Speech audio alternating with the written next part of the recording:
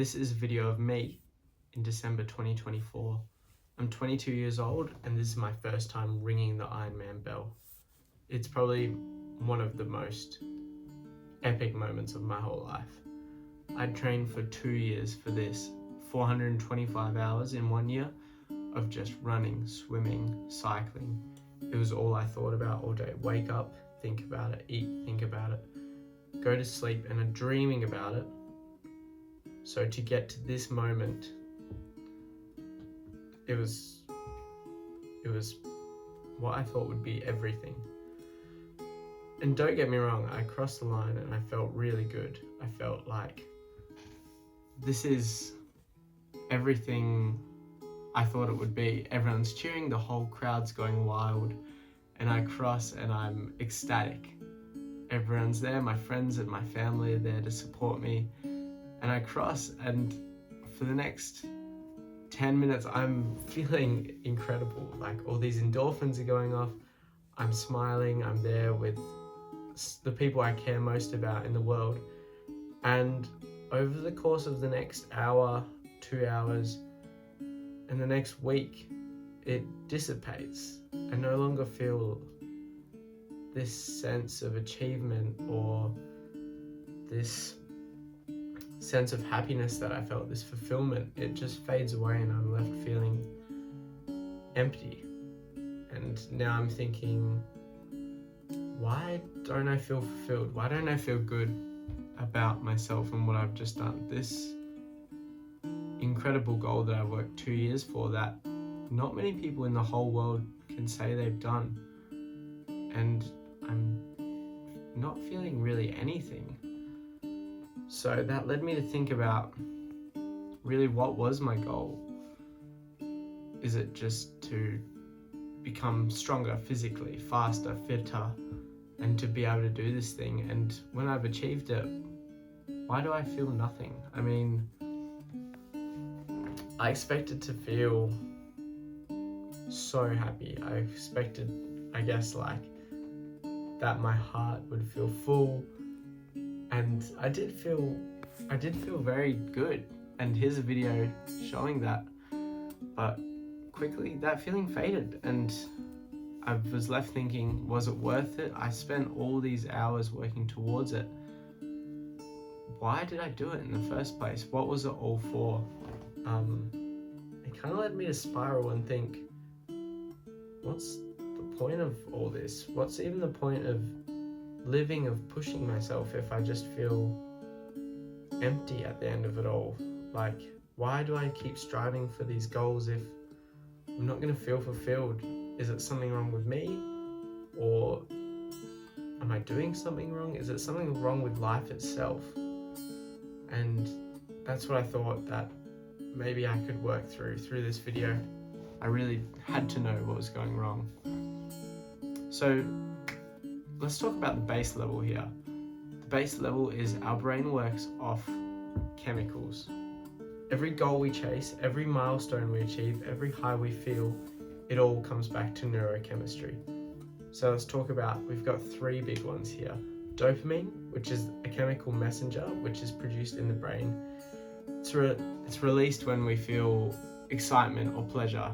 It's kind of that rush of anticipation or that feeling of craving, the feeling of chase. You've also got serotonin. This is the neurotransmitter that controls feeling of pride, of accomplishment. So when I'm finished the Ironman, my brain is flooded with serotonin.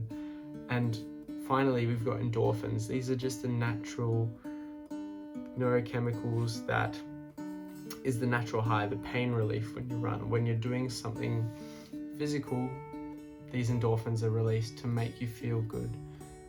But here's the catch. These chemicals wear off, and that joy that we find through them is fleeting. I mean, this excitement dulls. Your brain gets used to these feelings, or it doesn't hit you the same, and the brain resets to baseline over time. This is why post-goal emptiness, or post-race blues as they call it, is so common. It's not a flaw, it's just how we're wired. The brain isn't designed to have lasting euphoria, it's designed for survival, for continued living. So if this lasting fulfillment doesn't come from reaching our goals, where does it come from? Let's talk about the arrival fallacy. Tal Ben-Sahar calls it the illusion that once we attain our goal or reach our destination, we'll find this lasting happiness. But it's all an illusion.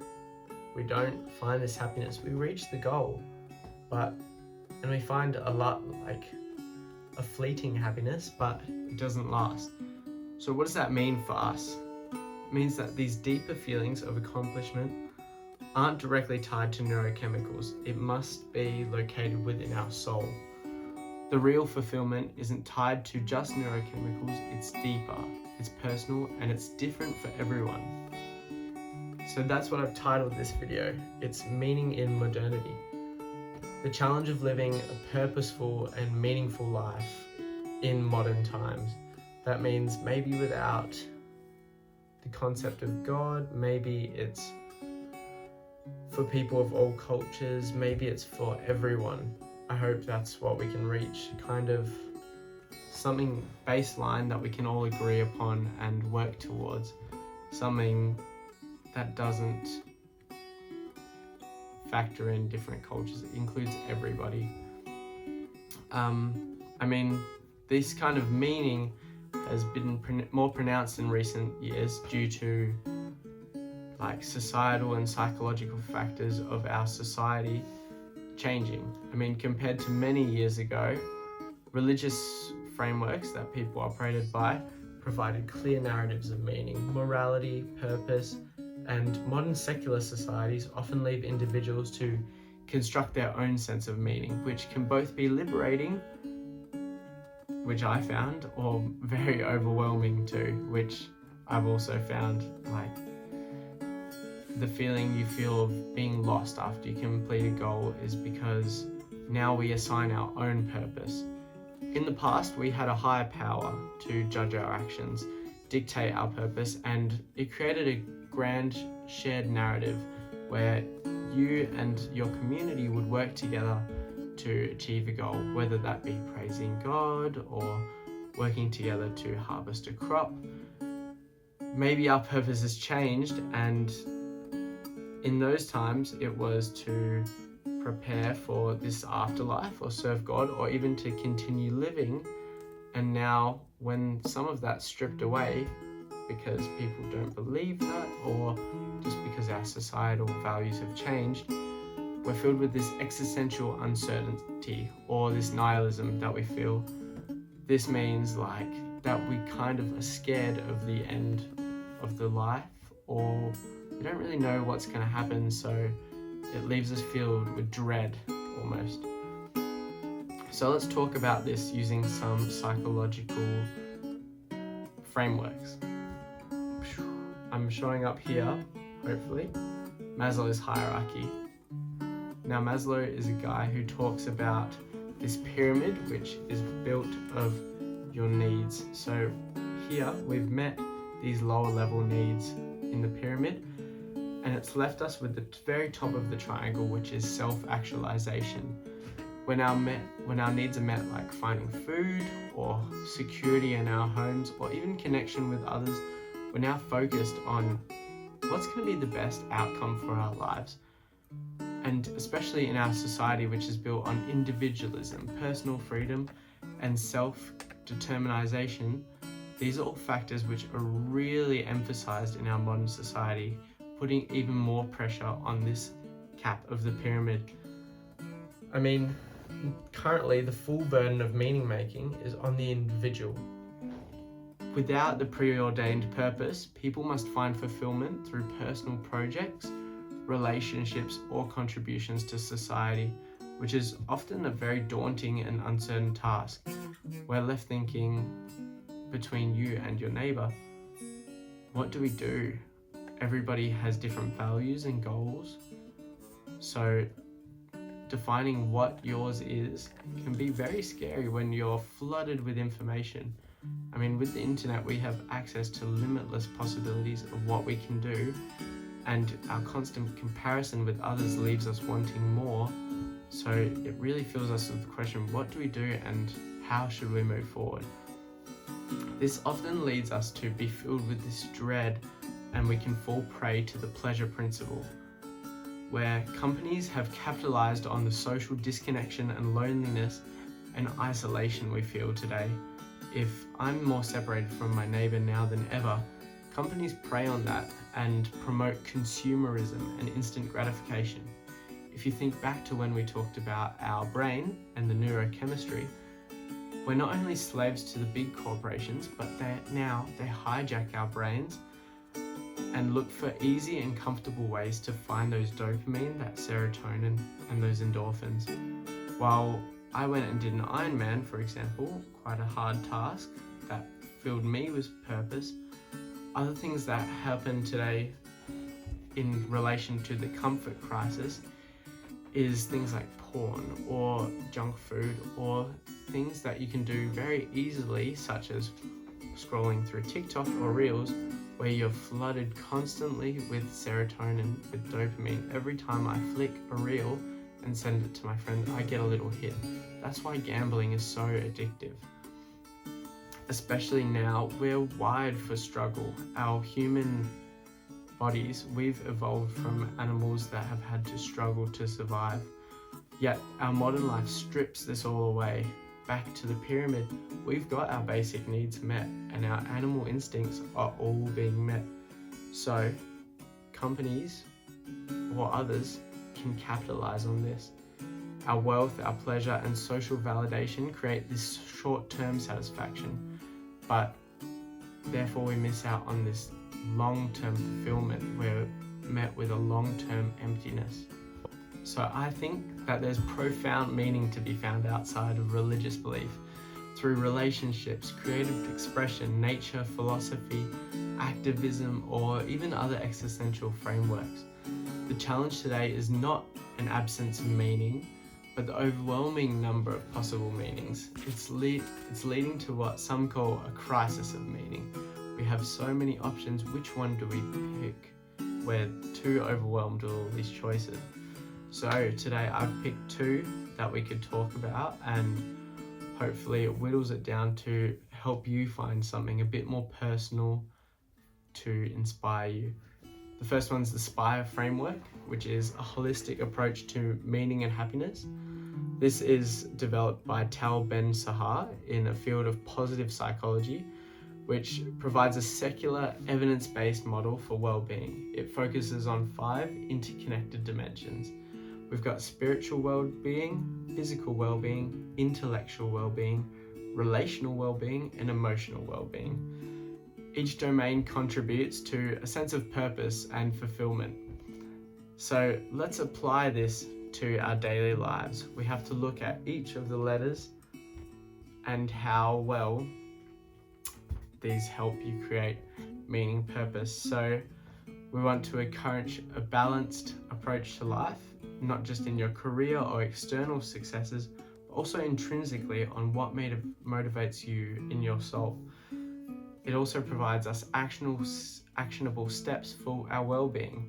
So if intellectually I feel that maybe I'm not learning enough, or I need to be stimulated more, we can then put things in place like maybe doing a crossword, or maybe reading 10 pages of a book today, which then we can increase to 20 next week, or 15 before and then 20. We want to create little steps that we can achieve to create these habits that really fulfill us. It really helps individuals identify which areas of their life need attention for greater fulfillment. So in relation to me and my Ironman journey, I've put all my eggs in this basket of Ironman. Like, I've forgone my career, I've forgone my studies, I even forsaken my relationships, and I put all my eggs and all my focus onto this one thing. And when I completed it, sure, this bar was full, but then I've forsaken all these other areas of my life. And that's meant, although I've got the short-term satisfaction, I've not lived a balanced life, and thus overall I may not feel fulfilled in the long term. Our second one is the authenticity inventory. So this makes sure that we're aligning our actions with our values.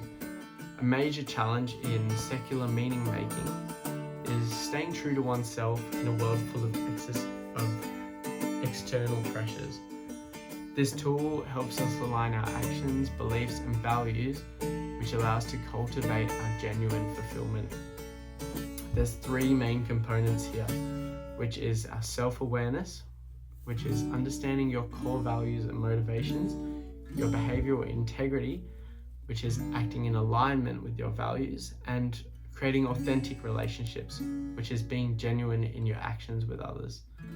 So if I were to relate this to my life, for example, I work at a cafe, and that doesn't really fulfill me. Let's look at the first key step, self-awareness. Let's understand my core values and motivations. I want to help people, and I have a psychology degree, so I really want to be using that to help people, and I don't feel like I can do that in my current job, and that thus leaves me feeling unfulfilled. For the second part, this is behavioral integrity, which means to act in alignment with my values. I'm not really doing that. I'm not acting in accordance. I'm not progressing my life or helping people. I feel like making coffee might not be aligning with my core values and motivations. And number 3 is authentic relationships. So although I can have genuine interactions with my customers, it's not really the interaction that I'm looking for. So how can we use this framework? Let's learn how to use the authenticity inventory. There's 4 steps, which is identifying your core values. So mine might be honesty and compassion and empathy and helping others. And then we can reflect on if our current life is achieving these goals. Let's then move on to number 2, which is assessing your authenticity. Let's see if our actions reflect my values, even when times get hard. Am I always being loving and compassionate to my partner when we're in an argument, for example?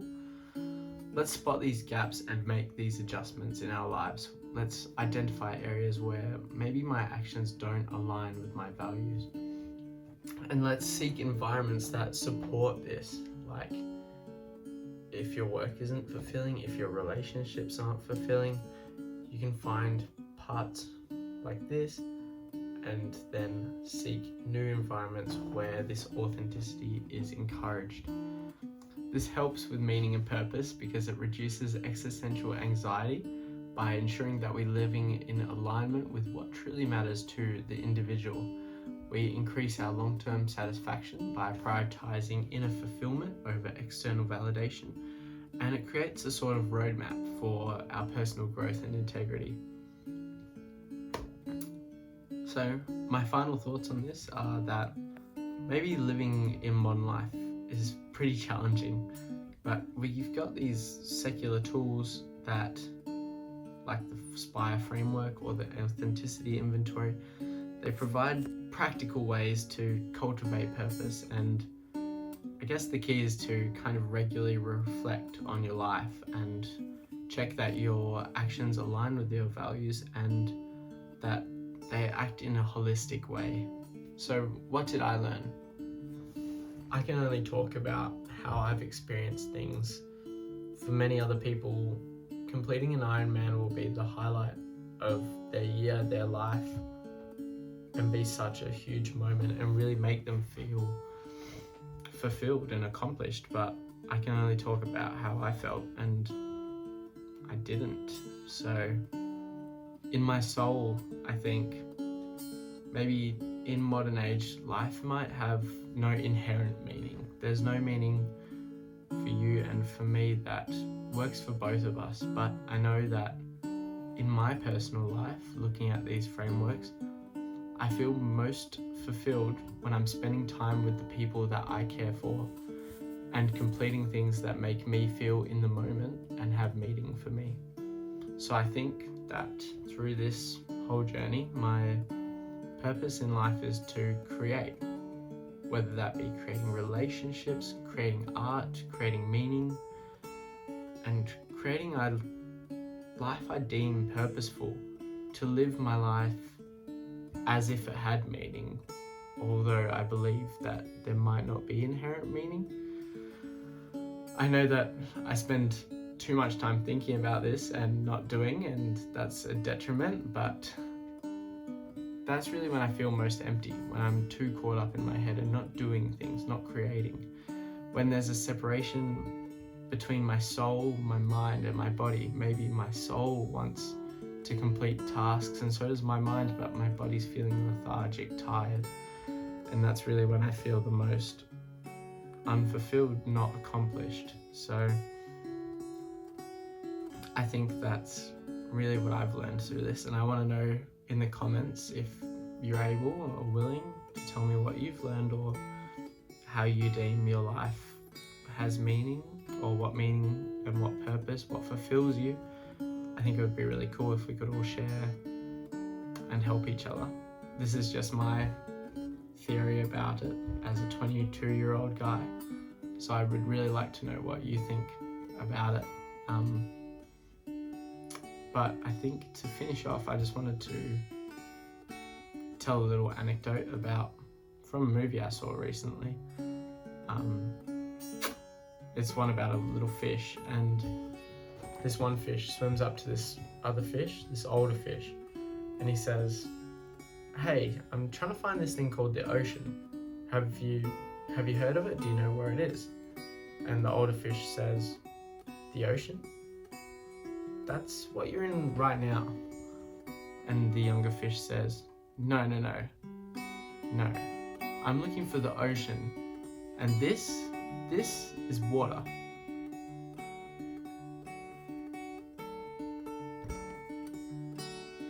And I think that's how I feel a lot of the time. So, thanks for watching. Sorry about the wait between videos, but I hope that there'll be 12 of these throughout the year. And I'm going to hold myself to that. And I hope that maybe you put some goals in place for your year and see if you can get through them and accomplish them, because we're just all trying to do better in life, and I think that's the most important thing. So I'll see you in about a month for the next video. Looking forward to it.